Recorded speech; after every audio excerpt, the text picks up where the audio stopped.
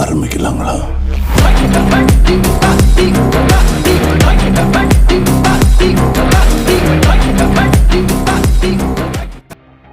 High guys, நீங்கள் வந்திருக்கிறது mister dark spark gaming. இன்றைக்கி வீடியோவில் நாம் என்ன பார்க்க போகிறோம்னு பார்த்தீங்கன்னா ஃபிஸ்ட் சேலஞ்ச்.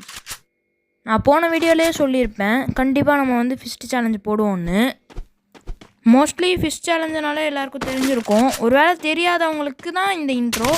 ஃபிஸ்ட் சேலஞ்சுனா என்னதுன்னா, அதாவது எந்த கண்ணுமே எடுக்காமல், இப்போ ட்ராப் பண்ணேன் பார்த்தீங்களா, அந்த மாதிரி எந்த கண்ணுமே எடுக்காமல் இந்த மாதிரி தான் வந்து எனிமீஸை போட்டு பொழக்கிறது. அதுதான் ஃபிஸ்ட் சேலஞ்ச்.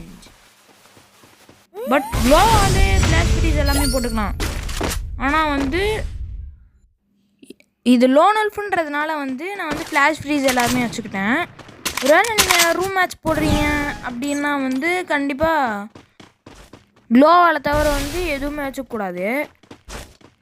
ஏன்னா வந்து அன்லிமிட்டடுன்றதுனால வந்து அது எதுவும் வச்சுக்கூடாது அப்படின்னு சில பேர் சொல்லுவாங்க.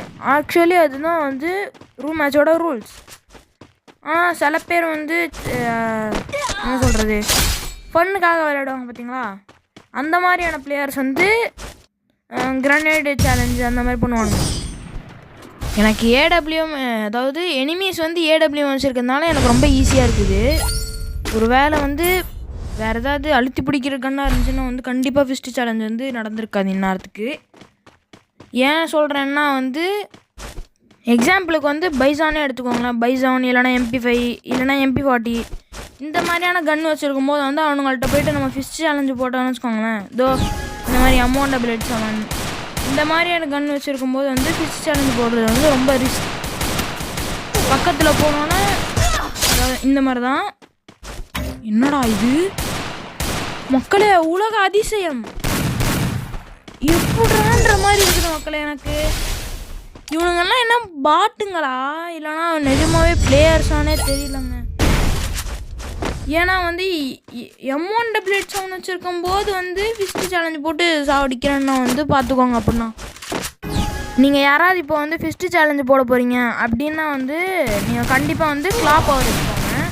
ஏன் சொல்கிறேன்னா கிளாப் பவர் தான் வந்து இது மொய்தாய் கேரக்டர். அது வந்து என்ன பண்ணுன்னா நம்மளோட ஃபிஸ்ட் டேமேஜ் வந்து இன்க்ரீஸ் பண்ணும். இவங்க வேறு இப்படியெல்லாம் நான் என்ன பண்ணுறேன்னு மட்டும் பாருங்கள். அமௌண்ட்டு போடணும் வர்றா. வர்றா மக்களே, நம்ம வந்து மாஸ்டர் போயிட்டோம். போன வீடியோவில் சொல்லியிருப்போம். ஆனால் வந்து இப்போ வந்து சீசன் விட்டானுங்க. இது வந்து சீசனுக்கு முன்னாடி எடுத்த வீடியோ. இப்போ நான் டைமண்ட் 2ல் டைமண்ட் 2ஆ 4ஆ டைமண்ட் 3, ஆமாம் டைமண்ட் 3ல் வந்து லாஸ்ட்டு ஷாரில் இருக்கேன். இந்த ப்ரொடெக்ஷன் கார்டு இருக்கிறதுனால வந்து நான் தப்பிச்சிட்ருக்கேன். ஏன்னா அந்த போல் வராங்க எனிமீஸ்லாம். என்ன பண்ணுறதுமா இப்போ அவ்வளோ மக்களே. நீங்கள் வந்து இப்போ வந்து உங்களுக்கு இன்னொரு என்னதுன்னா, நீங்களே எனிமியாக தனியாக பார்த்துக்கணும். நம்ம டீம்மேட் வந்து அடிக்கக்கூடாது, டீம்மேட் இருக்கான் அப்படின்னா வந்து டப்புன்னு முன்னாடி க்ளோவில் போட்டு இவனை பார்த்துக்கணும். ஆனால் வந்து அப்போ நீங்கள் அடிக்கிறதுக்கு முன்னாடி உஷாராக இருந்துக்கும்.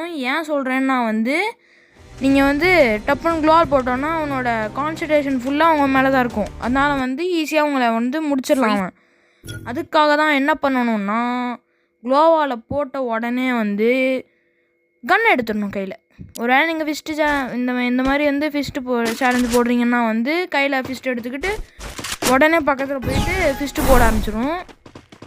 ஃபிஸ்ட்டு சேலஞ்சு போடுறவங்களுக்கு இன்னொரு டிப்ஸு என்னதுன்னா, அவனோட அதாவது உங்களுக்கே தெரியும் ஹெட் எங்கே இருக்கும், பாடி எங்கே இருக்கும் அப்படின்னு. கரெக்டாக ஹெட்டில் வச்சுட்டு போயிட்டே வந்து நம்ம வந்து அடிக்கணும். இந்த மாதிரி வந்து பிக்காளி பசங்கள்லாம் வந்து என்ன பண்ணுவானுங்கன்னா, இவன் அடிக்கிறானே அப்படின்ட்டு வந்து உக்காந்துருவானுங்க சில பேர்லாம். பல நன்னாரி பயிடுகலாம் இந்த மாதிரி நிற்கும் போது பக்கத்தில் போயிட்டு இந்த மாதிரி ஃபிஸ்ட்டு போட்டிங்கன்னு வச்சுக்கோங்களேன், எந்த கண்ணே இருந்தாலும் வந்து முடிச்சிடலாம். ஆனால் அதுக்கு வந்து மக்களே, நான் இப்போ வந்து கன் எடுத்தது வந்து கணக்கில்லை. அந்த க்ளோவர் உடைக்கிறதுக்கு கன் எடுத்தேன். அப்போவே வந்து ஃபிஸ்ட்டு சேலஞ்சை பற்றி சொல்கிறத நான் சொல்லிக்கிட்டு இருந்தேன். ஆனால் அதுக்கு வந்து தேவையானது ரொம்ப முக்கியமானது வந்து கிளாப் பவர். இப்போ நான் ஹெட்ஷாட் அடித்தோன்னே பார்த்தீங்களா, கரெக்டாக 200க்கு மேலே போச்சு. 200 இல்லைனா கண்டிப்பாக 200க்கு மேலே போயிடும். அதுதான் கிளாவோட பவரு. ஓகேவா மக்களே? அதுவும் இன்னொரு விஷயம், இப்போ வந்து சில பேருக்கெல்லாம் வந்து MI2Bயில் ஆட தெரியாது.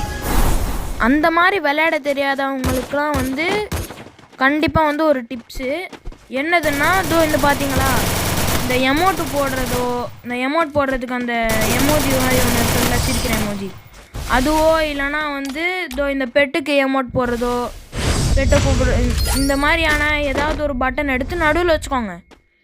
கரெக்டாக அந்த ஏம் இருக்கும் பார்த்தீங்களா, அந்த இடத்துல வச்சுக்கிட்டிங்கன்னா வந்து AWM இல்லைனா MI2B இல்லைனா ஏதாவது ஒரு R98 இந்த மாதிரி ஏதாவது ஸ்னைப்பர் கன் இருக்கும்போது கரெக்டாக அந்த பாயிண்ட்டை வச்சு நீங்கள் அடிச்சிங்கன்னு வச்சுக்கோங்களேன், அவனுக்கு கண்டிப்பாக ஹெல்த்து குறையும். இது வந்து கன்ஃபார்ம் ட்ரிக். கன்ஃபார்ம் ட்ரிக்னால் வந்து என்னதுன்னா வந்து கன்ஃபார்மாக இது நடந்துடும், கன்ஃபார்மாக இது வந்து ப்ரூவ்டு அப்படின்ற மாதிரி தான். இன்னொரு கன்ஃபார்ம் ட்ரிக் என்னதுன்னா வந்து, இப்போ நீங்கள் MI2Bயில் ஆட தெரிஞ்சிருச்சு, நான் இப்போ சொன்ன மாதிரி அந்த மாதிரி ஆடுறீங்கன்னா வந்து ரீலோடிங் டைம்னால வந்து நீங்கள் அவுட் ஆகிடுறீங்க அப்படின்னு நினச்சிங்கன்னா வந்து என்ன பண்ணணுன்னா, அடித்த உடனே ஸ்விட்ச் பண்ணணும் கன்னை. அந்த மாதிரி பண்ணிங்கன்னா வந்து மழையை போட்டு தள்ளிட்டாங்க. சரி விடுங்க, கதைக்குறோம். நான் சொன்ன மாதிரி வந்து அடித்த உடனே ஸ்விட்ச் பண்ணிங்கன்னா வந்து அடித்தோடனே வந்து ரீலோட் பண்ணுற மாதிரி பண்ணுவோம் ஒன்று. அது வந்து அந்த வந்து ஸ்விட்ச் பண்ணும்போது அது வராது. அதனால தான் வந்து சில பேர் நிறைய பேர் தோக்குறாங்க. ஆனால் நான் சொன்ன ட்ரிக்கை வந்து யூஸ் பண்ணிங்கன்னா வந்து மேக்ஸிமம் உங்களுக்கு வந்து நீங்கள் தோக்க மாட்டீங்க. நான் சொன்ன மாதிரி பண்ணிங்கன்னா வந்து கண்டிப்பாக உங்களுக்கு வந்து ஈஸியாக இருக்கும் மேட்ச்சு. நான் சொன்ன டிப்ஸ் அண்ட் ட்ரிக்ஸ் எல்லாம் உங்களுக்கு வந்து திருப்பி பார்க்கணுன்னு நினச்சிங்கன்னா வந்து நம்ம சேனலை சப்ஸ்கிரைப் பண்ணிவிட்டு பெல் ஐக்கானை ஆன்லி வைங்கோ. ஆஹா மக்களே, நான் சொன்ன ஸ்கின் இது தான். ஸ்டார்டிங் எடுத்தோடனே வந்து காமிச்சிருப்பேன் ஒரு ஸ்கின்னு M10க்கு. அந்த ஸ்கின் தான் இது. டபுள் ரேட் ஆஃப் ஃபயர் மக்களே. நீங்கள் வேணுன்னா வந்து ஸ்டார்டிங்லேயே போட்டிருப்பேன், அதிலே பாருங்கள், டபுள் ரேட் ஆஃப் ஃபயர் இருக்கும் அதில் கண்டிப்பாக. ஓகே மக்களே, நம்ம இந்த வீடியோவோட எண்டுக்கு வந்துட்டோம். வீடியோ பிடிச்சிருந்துச்சுன்னா லைக் பண்ணுங்கள், ஷேர் பண்ணுங்கள், சப்ஸ்கிரைப் பண்ணுங்கள், கூடவே பெல் ஐக்கானையும் ப்ரெஸ் பண்ணுங்கள். அப்போ தான் வீடியோ போட்டோன்னு உங்களுக்கு வந்து நோட்டிஃபிகேஷன் வரும். சரி மக்களே, மீண்டும் அடுத்த வீடியோவில் சந்திக்கலாம். பாய் பாய்.